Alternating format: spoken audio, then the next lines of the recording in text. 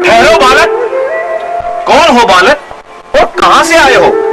क्या तुम्हें इतना भी नहीं मालूम कि गंगा मैया की आरती हुए बिना गंगा में स्नान करना ठीक नहीं है? पहले गंगा में दीप धूप, उसके बाद उसका पूजन होगा, उसके बाद ब्राह्मण लोग स्नान करेंगे। क्या तुम्हें इसका ज्ञान नहीं?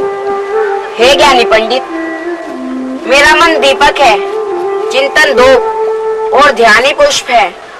मैं राहुनंदन रविदास हूँ। वाराणसी के माधुर नगर में मेरा जन्म स्थान है। माधुर नगर? माधुर नगर? राहु चमार का पुत्र? अरे माधुर नगर तो शूद्रों की बस्ती है।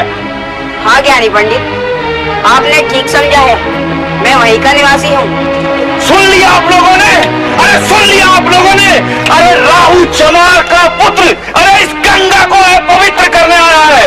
अरे महाराज, इस गंगा को क्या आप लोग ऐसा होने देंगे? अरे क्यों महाराज? मूर्ख बालक, क्या तुझे अपने प्राण प्यारे नहीं है? क्या तेरे नीच माता पिता ने तेरे प्राणों की परवाह किए बगैर तुझे ये बताने की चेष्टा नहीं की कि इस गंगा में तुम शूद्रों का स्नान करना वर्जित है और तुझे यहाँ मरने के लिए भेज दिया?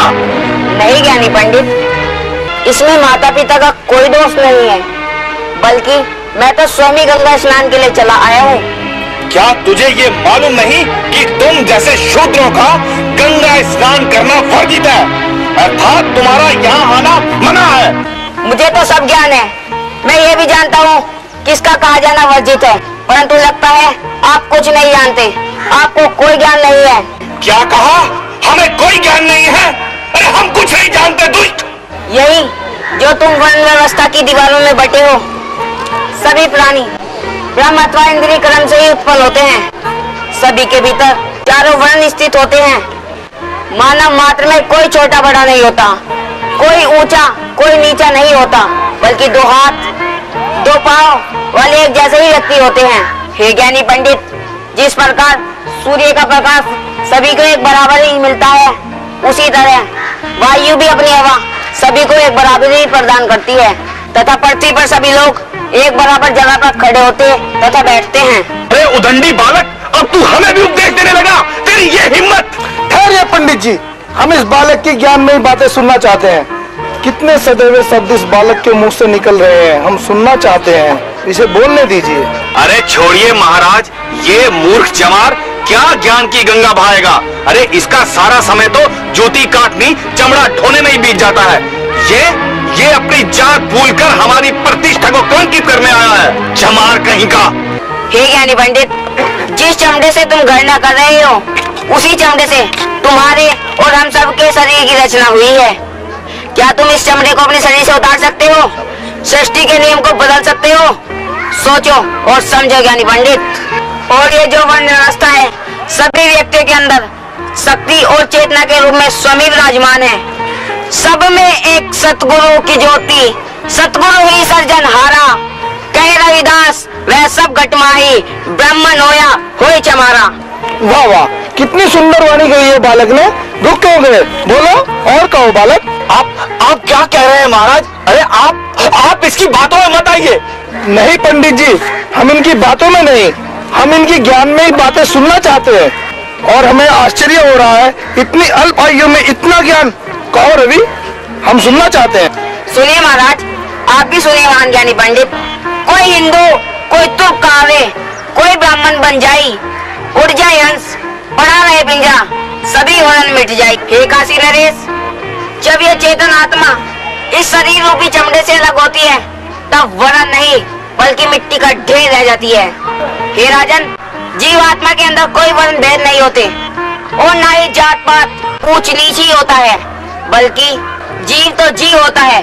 इसमें कोई चमार या सुनार नहीं होता, कुम्हार और लोहार नहीं होता, कार और चित्रकार भी नहीं होता। ये तो सबके कार्य रूप हैं और सबके अंदर विद्यमान शक्ति समान रूप से होती है। परंतु रविदास, हमारे यहाँ के पंडित कहते हैं कि पंडित जी कह के हुए अभिमानी, पंडित पिंड की सार न जानी। हे राजन, जिस प्रकार आप उस वस्तु को देख रहे हैं, मैं भी वही वस्तु देख रहा हूँ। आप सुन रहे हैं, मैं भी सुन रहा हूँ। और जब ये गंगा किसी भी पशु पक्षी को अपना जल पीने से मना नहीं करती। यहाँ तक कि पशु पक्षी अपना मल मूत्र भी इसमें त्याग देते हैं, फिर भी सब इसे पवित्र मानते हैं। तो अब सोचिए राजन, ये गंगा मात्र मेरे स्नान करने से कैसे अपवित्र हो सकती है? विचार कीजिए राजन, विचार कीजिए। कर लिया विचार। आप धन्य हैं रविदास जी, आपने हमारी सोई हुई आत्मा को जगा दिया है। हे रविदास, आप कोई बालक नहीं बल्कि एक महान शक्ति है। आपने हमें सत्य का बोध कराया है। आप गंगा स्नान करेंगे रविदास जी, और अवश्य करेंगे। अरे ये क्या कह रहे हैं महाराज? अरे ऐसा करने से तो गंगा मैया रुष्ट हो जाएगी, आसमान फट जाएगा, जमीन हिल जाएगी। अरे इस शूद्र बालक की बातों में आप कहां से आ गए? अरे इसे रोकिए महाराज, इसे रोकिए, इस शूद्र बालक को रोकिए। गंगा मैया पवित्र हो जाएगी महाराज। कुछ नहीं होगा पंडित जी, कुछ नहीं होगा। बल्कि आज तो हमें महाराज ठीक कह रहे हैं पंडित जी। उसके स्नान करने से गंगा मैया कैसे रुष्ट होंगी, इतना तो हमें भी ज्ञान हो चुका है। हे काशी के श्रेष्ठ विद्वानी, आइए और पहले आप ही गंगा स्नान कीजिए। नहीं महाराज नहीं, ऐसा नहीं हो सकता। अरे नहीं हो सकता महाराज, रविदास तो पहले तो क्या, बाद में भी स्नान नहीं कर सकता। मुझे आश्चर्य हो रहा है पंडित जी कि आप अभी रविदास को गंगा स्नान करने से रोक रहे हैं। आप जैसा भी समझे महाराज, पर रविदास। तनिक सोचिए पंडित जी, क्या गंगा मैया रविदास को स्नान करने से रोक देगी? आप चलिए गंगा स्नान कीजिए। फिर भी महाराज, हे काशी नरेश, अगर आपने रविदास को गंगा में स्नान करने की अनुमति दे ही दी है, तो इससे कहिए कि वो यहाँ स्नान ना करे, यहाँ से 80 घाट पर जाकर स्नान करे। हाँ महाराज, इसमें हैरान होने की कोई आवश्यकता नहीं है। 80 घाट यहाँ से बहुत दूर है और उसका बहाव भी आगे की ओर है। अच्छा फिर?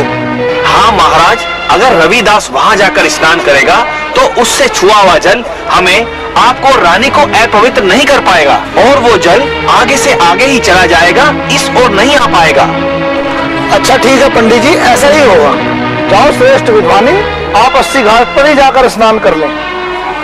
आइए, इससे आपका स्नान भी हो जाएगा और इन पंडितों का भ्रम भी दूर हो जाएगा। जैसे आपकी आज्ञा महाराज, हम 80 घाट पर ही स्नान कर लेते हैं।